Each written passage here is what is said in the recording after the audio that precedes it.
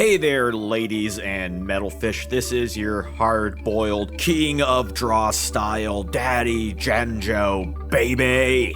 So, retro formats are weird. It's not like nowadays where a format is typically defined by a bi-yearly forbidden list, like 2 a year if we're lucky in Konami's eyes. Back then, lists tended to coincide with releases, such as the July 2002 list with Metal Raiders and the July 2003 list with Legacy of Darkness. Granted, these weren't one-to-one in regards of exact date, but the list did specify that the list date was the time for the given set to be legal for constructed tournaments. It made sense, as Konami/Upper Deck didn't want a core set to create a degenerate format right away with 3 Lava Golems, 3 Ring of Destructions, and 3 Reckless Greeds for a powerful burn deck in mid-July 2003. The plan was to release a set, let the card pool sink in the minds of duelists, and then unlock the set's competitive side via the limited list. As the list became more streamlined with seasonal periods, the card pool naturally had more ebbs and flows. Some formats would have a multitude of releases before the next list dropped. But what if I told you that this methodology was already happening before anyone knew about it? What would happen if Invasion of Chaos had an unlimited period that was completely legal? Did total chaos actually happen? Let's take a closer inspection on the matter.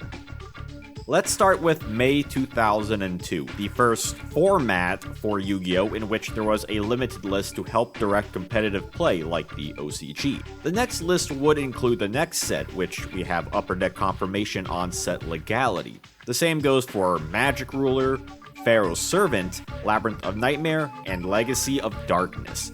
I couldn't locate one for Pharaonic Guardian, the set after Legacy of Darkness. However, we have a report from Gen Con 2003, which took place between July 24th and the 25th, a week after the set was released. We know from the report that there was a PGD draft for fun, and then an official draft on the 25th that featured all the sets before PGD, meaning that PGD should fall in line with the previous sets for the legality linking to the limited list.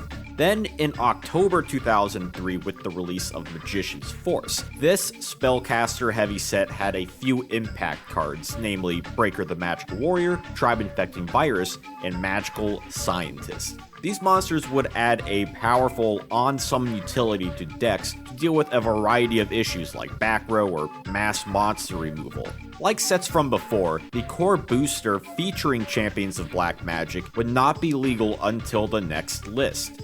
Unfortunately for many, they would have to wait until November 17th for the list to drop. The status quo has remained thus far, and all was right with the world from Yu-Gi-Oh's consistency perspective. Moving beyond the advent of Union monsters, the next core set would be Dark Crisis, released on December 1st, 2003. This is where things take a curious turn. Unlike Magician's Force, this new set did not have, at least to my knowledge and research, an Upper Deck article mentioning the legality of Crisis. So what does this mean? Surely the updated card pool wasn't unlimited and had to wait for the next list like before. It was at this point I had to do some digging, like with Pharaonic Guardian. To the Pojo archives I went to scour the killer deck reports to see if I can find anything that says otherwise from any major events. After all, it's one thing to play new cards at a local, casual level. It's another thing if people are playing cards like Vampire Lord and DD Warrior Lady at sanctioned tournaments. When looking at decks from December 2003, I immediately ran into the issue that many of the links led to a cannot be found page. So, dead end there, but alright. Let's move on to January, since it's roughly the same in regards to the next list not being out yet, having to wait until February. Here's where things start to get interesting. We actually had a couple important tournament reports during January 2004, first of which is from Toys R Us on the 10th. If you've seen my Duelist League history video, then you're aware that Toys R Us events translates to the Duelist League, an official tournament series by Konami/Upper Deck. The deck list given does feature Dark Crisis cards like DD Warrior Lady, which is key because, in theory, the set should not be tournament legal yet. But what's more is that we have a second report from a regional at Orlando, Florida on the 17th, which also includes Dark Crisis cards. Though it must be mentioned that this regional appeared to have been run very poorly, and it is possible the poster was full of shit. However, it is still one of two notable sanctioned tournament reports, with the Toys R Us one still having levity, and it kind of ties the two together.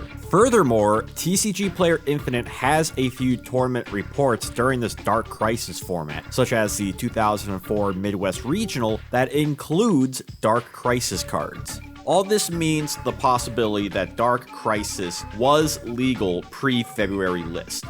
Since this was in January, theoretically this meant Duelist League Series 4 started, and as such, Dark Crisis may not have been legal its debut month, yet become legal at the start of the year.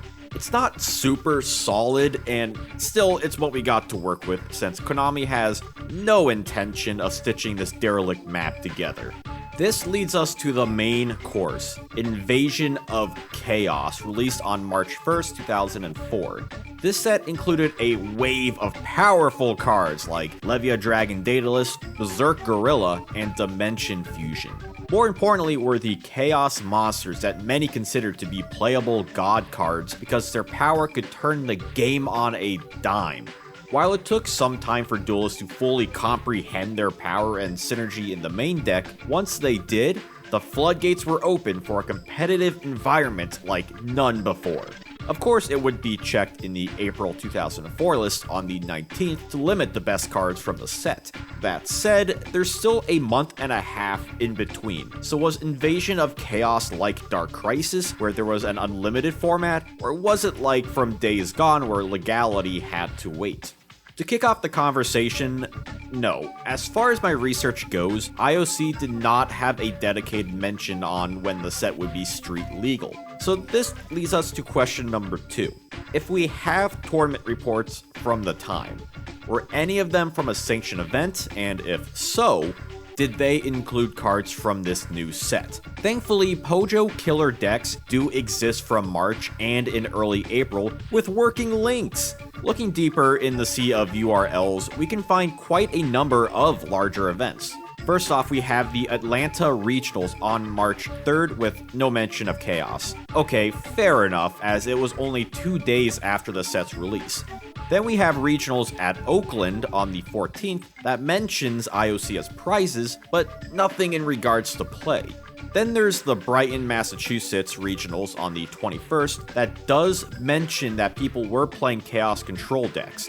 Point being, people did play IOC cards at major events, but can we dig for more to see if any deck lists arise? While I did find quite a number of decks that included IOC cards, many of them were locals. These smaller events can have their own rules and regulations, so I was still on the hunt for regional level events. This leads us to 3 regional reports I found. First of which is the Denver, Colorado regionals on April 3rd that, to my surprise and perhaps your own, included a deck list with 1 Chaos Emperor Dragon and 2 Lackluster Soldiers. Aha! Bingo! Keep in mind that both these Envoys of Chaos would get limited come the mid-April list, so having concrete evidence of a multitude of the cards in a deck is a great find. And we're not done yet, as we have 2 reports from the Toronto, Canada regionals on April 10th. One list does include CED in the side, whereas the other report, much like Colorado, includes a deck list with not 1, not 3, but 2 BLSs. If the first round of evidence wasn't enough, then this certainly was. With that said, we have one more piece of the puzzle with the Detroit, Michigan regionals on the 17th, 2 days before the list dropped. Detroit showed a deck with each Envoy, which at this point wasn't surprising, if not nice to have more evidence of high level play with the IOC card pool. With a variety of events at the regional level, yes, an IOC format actually did exist. It wasn't total chaos. Absolute chaos did not occur as duelists were still getting used to the card pool, playing comfortable decks, or simply waiting for the inevitable list to drop, in the meantime upgrading their own decks. In regards to later sets, we do have some evidence for street legal dates for Ancient Sanctuary and Flaming Eternity, with the only other Duel Monster era sets I'm unable to locate are Soul of the Duelist and Rise of Destiny. Yet, in those cases, SOD and the October 2004 list dropped on the same day. RDS's release and the next list would be quite a long time between the two, so there had to be some legality early on.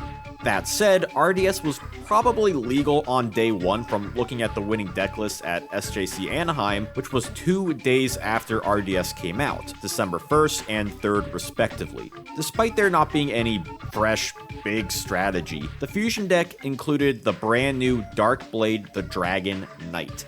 There were also a couple other decks using cards from RDS like the Creator and Trap Preventers, just to make my point.